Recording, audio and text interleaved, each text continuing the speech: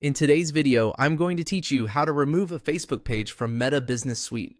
If you're cleaning up your business assets, removing an old page, or simply updating which pages are connected to your account, this process is fairly straightforward. I'll walk you through it clearly so you can follow along without confusion. To begin, make sure you're already signed into Meta Business Suite and that you have the right permissions to manage the business settings. If you don't have admin level access, you may not see the options needed to remove a page. Once you're inside Meta Business Suite, go ahead and click on Settings.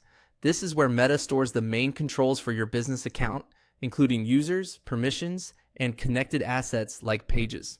If you're not sure where to look, the settings area is usually found in the main navigation menu. Take a moment to open that section before moving on.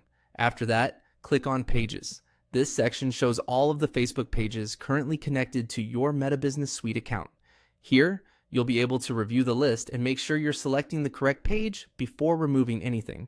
This is an important step, especially if your business manages more than one page. Double check the page name so you don't remove the wrong one by accident. Once you've selected the correct page, click on Remove.